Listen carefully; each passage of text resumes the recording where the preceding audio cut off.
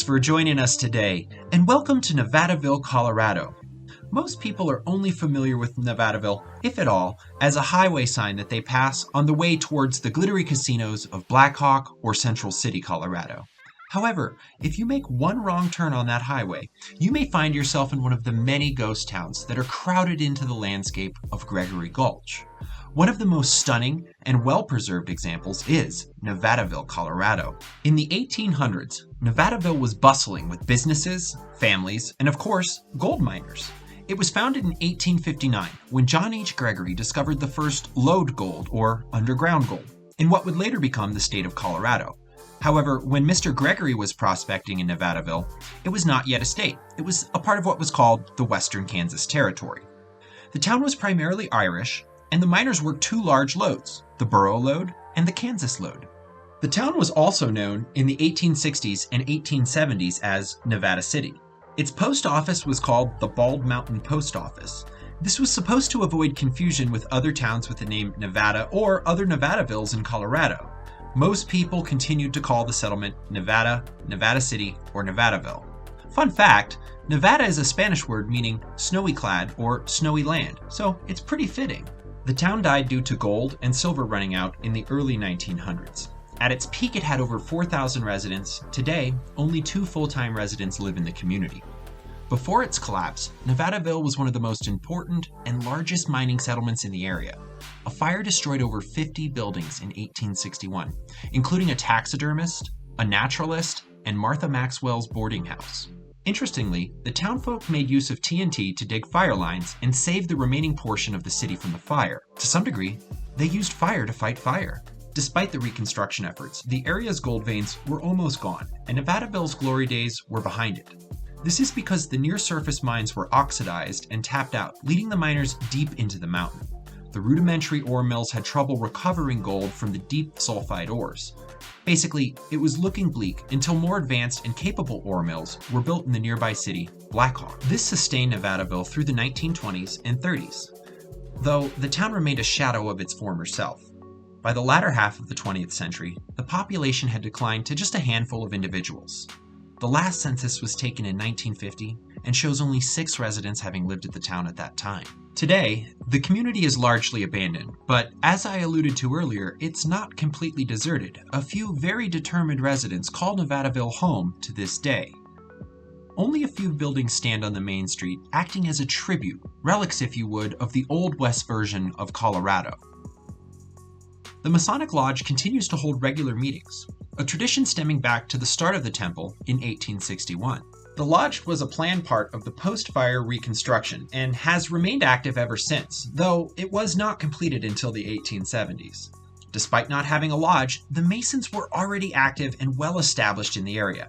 For the miners of the late 1800s, becoming a Freemason was something to aspire to. The dues to be a member were $4 a year, and the average miners made $1 a week, meaning the cost of membership was an entire month's wages. This is not easily obtainable today, let alone then. Being a member of the Nevadaville Lodge gave men high status and wealth. It was an assurance that the brethren would help pay for medical needs or after-death expenses, things of that nature. A tradition stemming back to the Gilded and Medieval ages. It served as an early form of health insurance, life insurance, and general welfare services. It was the social safety net of its time. Larger, modern institutions have adapted and incorporated elements of the Mason system into their own, such as labor unions, international trade pacts, and democratized medicine systems. Even to this day, the brethren of the Masons help each other out with their monetary needs. Once a month, the town population has a short-lived boom when the Freemasons converge onto Nevadaville to practice their rituals in a building made by brothers from another era. The central hub of activity and the basic unit of a Mason is their lodge name, and the group that meets in Nevadaville is called Nevada Lodge No. 4. Today, there's a little over 2 million Masons in America and over 4,500 active lodges. The practice of Freemasonry dates back to the medieval stonemason fraternities.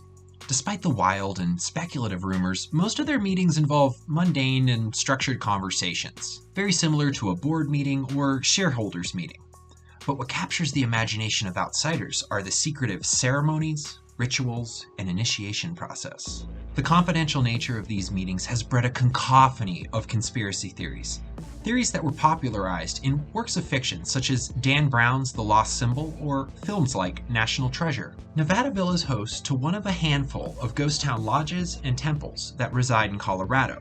Many of these derelict buildings are still around today thanks to the efforts of the Freemasons, who over the decades have preserved these structures and preserved the Nevadaville Lodge particularly well.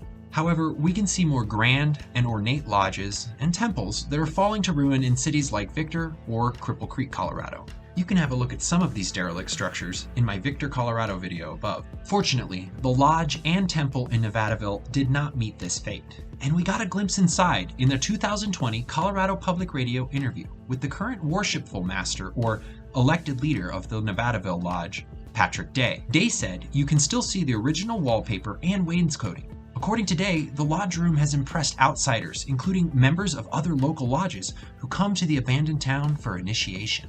According to the interview, they typically blindfold the pledges as they are led into Nevadaville and through the lodge. Once the pledge is seated in the meeting room, the blindfold is removed.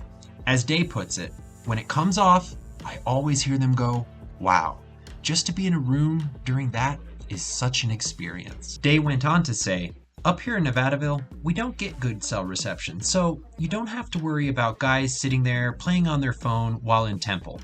So hang out, enjoy yourself. You're in a ghost town." He says there has been looting and a few break-ins, but folks should be reminded that it is not completely abandoned. Again, 2 residents live here year-round. There are many brethren and community members who often visit. If anything is suspected, or at times where a disruption is likely, such as Halloween, the Masons post lookouts to make sure the property remains secure. Day concluded with, "We want to protect it. It's important to us, and we think it's important to history." I couldn't agree with Mr. Day more. It's an important part of our history, and very important to preserve and protect the structure. And while it is important to protect it, it's not completely closed to the public. The Masons are happy to show it off on special occasions. Annually, they hold a pancake breakfast fundraiser that the public is welcome to attend. Random visitors to Nevadaville are generally not welcome, but passing through on the roadway is not an issue. However, I suggest that you drive by slow and do not stop. If you do decide to park, be mindful of where you do so. The street itself is public, but the buildings and surrounding land are all privately owned. Beware, do not wander. The mine shafts are extremely dangerous to approach. This is because the ground nearby can collapse under the weight of a single person.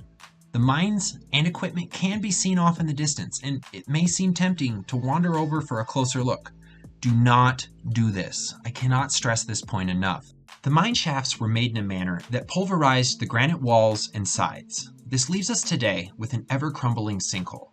The edges have a tendency to cave, and you could end up dead at the bottom of a 13 to 500 foot shaft. It's about 154 meters. There are numerous sinkholes appearing daily. One such hole is nicknamed the Glory Hold, which is 1,450 feet deep, about 441 meters. This is large enough to fit the entire Sears Tower in Chicago, Illinois. With those warnings out of the way, I think it's best just to drive through the town and appreciate what it is today. It's not very welcoming, outside of the pancake breakfast, which I encourage you to look up and go ahead and visit next time it's held. But beyond that, I really do appreciate the time you've spent here with me today. Please do take a moment more to like, comment, and subscribe.